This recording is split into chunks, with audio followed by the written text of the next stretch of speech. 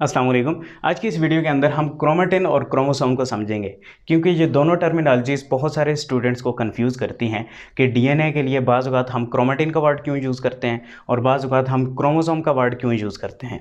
अगर ये दोनों डीएनए की फॉर्म हैं तो इनके अंदर सिमिलैरिटीज़ क्या हैं, डिफरेंसेस क्या हैं, ये सारी कन्फ्यूजन इस लेक्चर में आपको मैं क्लियर करवाऊँगा। क्रोमेटिन और क्रोमोसोम बेसिकली डीएनए की दो शेप्स के नाम हैं, यानी कि क्रोमेटिन भी डीएनए है और क्रोमोसोम भी डीएनए है। इनकी जो शेप्स हैं वो डिफरेंट हैं। लेट्स सपोज अगर सेल के अंदर डीएनए इस फॉर्म में पड़ा है तो उसके लिए हम क्रोमेटिन का वर्ड यूज़ करेंगे, और अगर सेल के अंदर डीएनए इस फॉर्म में, इस स्ट्रक्चर में, इस शेप में पड़ा है तो उसके लिए हम वर्ड यूज़ करेंगे क्रोमोसोम। एग्जाम्पल के ज़रिए आपको समझाता हूँ। ये क्या है? धागा है, ठीक है, और ये उलझा हुआ है, ठीक है। सेल के अंदर लेट्स सपोज ये डीएनए है, धागा नहीं है, डीएनए है। सेल के अंदर जब ये डीएनए इस फॉर्म में पड़ा होगा तो इसके लिए हम वर्ड यूज़ करेंगे क्रोमेटिन। और जब सेल के अंदर इस धागे को मैं इस तरीके से गुंजी के फॉर्म में ले आया हूँ, सेल के अंदर जब ये धागा या डीएनए इस फॉर्म में पड़ा होगा तो इसके लिए वर्ड यूज़ करेंगे क्रोमोसोम। बेसिकली है ये धागा ही, इसी तरीके से यहाँ पर है ये डीएनए ही, इसकी दो डिफरेंट शेप्स के नाम हैं क्रोमेटिन और क्रोमोसोम। ओके, अब सेल के अंदर डीएनए इस फॉर्म में कब पड़ा होता है और क्यों पड़ा होता है, और सेल के अंदर डीएनए इस फॉर्म में कब पड़ा होता है और क्यों पड़ा होता है, ये मेन चीज़ है, इसे हम समझते हैं। ये हमारे पास न्यूक्लियस है। लेट्स सपोज न्यूक्लियस के अंदर डीएनए इस फॉर्म में पड़ा है, तो ये कब पड़ा होगा?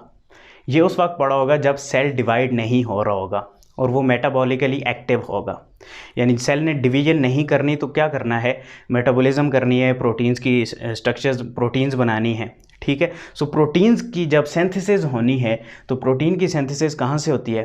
डीएनए से मैसेंजर आरएनए बनता है, मैसेंजर आरएनए से प्रोटीन बनती है, यही बात है, ठीक है। तो डीएनए से जब मैसेंजर आरएनए बनना है तो उसके लिए डीएनए को ओपन होना ज़रूरी है, यानी अगर डीएनए इस तरीके से थोड़ा सा ओपन पड़ा होगा, ओपन इन अ सेंस कि वो खुला हुआ होगा, और उसके जो लैडर हैं वो ओपन नहीं होंगे, वो डिफरेंट सिनेरियो होता है।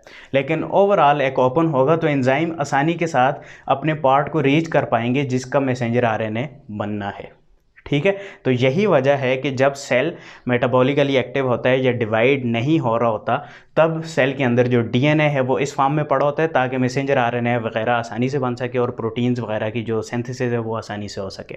लेकिन जब डीएनए डिवाइड होने वाला होता है, ठीक है, तो उसके अंदर मेटाबॉलिक एक्टिविटीज़ बहुत स्लो हो जाएंगी, बहुत कम हो जाएंगी, यानी प्रोटीन्स की सिंथेसिस आलमोस्ट स्टॉप हो जाएगी, ठीक है। आलमोस्ट स्टॉप हो जाएगी, बिल्कुल स्टॉप नहीं होगी, आलमोस्ट, ठीक है।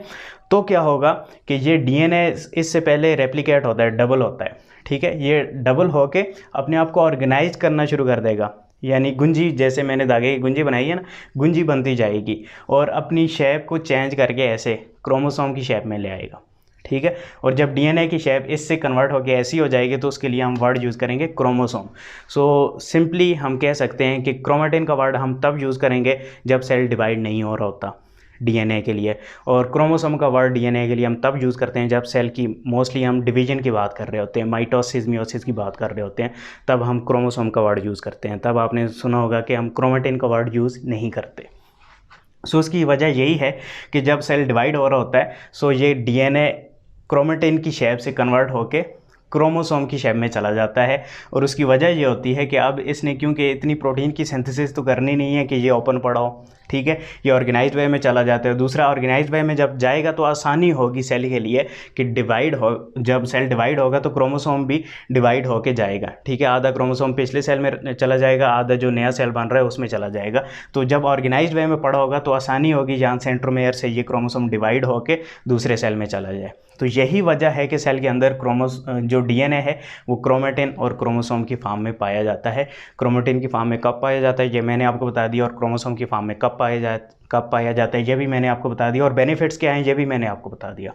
इसके अलावा एक और चीज़ यहाँ पर मेंशन करता चलूँ कि ये जो क्रोमेटिन और क्रोमोसोम है ये खाली डीएनए से मिलकर नहीं बना, इसके अंदर एक प्रोटीन भी होती है जिसे हिस्टोन प्रोटीन बोलते हैं, जो ऑक्टा की फॉर्म में मौजूद होती है। ऑक्टा यानी 4 मॉलिक्यूल्स इसके आगे हैं, 4 इसी के पीछे हैं, 8 मॉलिक्यूल्स हैं हिस्टोन प्रोटीन के, और इनके ऊपर डीएनए लिपटा होता है। ये ज़ाहिरी बात है, डीएनए को एक प्लेटफॉर्म तो चाहिए ना जिसके ऊपर वो लिपटा जाए और इस टाइप की उसकी शेप बने, आसानी के साथ बने।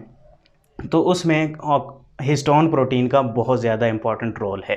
So not just DNA, histone protein भी वहाँ पर होती है डीएनए को रैप अराउंड करने के लिए, हेल्प करने के लिए, ताकि वो ऑर्गेनाइज आसानी से हो सके और कम जगह में बहुत ज़्यादा जो डीएनए है वो आ सके। सो होपफुली आपको ये लेक्चर, ये कॉन्सेप्ट समझ में आया होगा। मिलते हैं अपने नेक्स्ट लेक्चर में, तब तक के लिए इजाज़त दें। शुक्रिया, अल्लाह हाफिज़।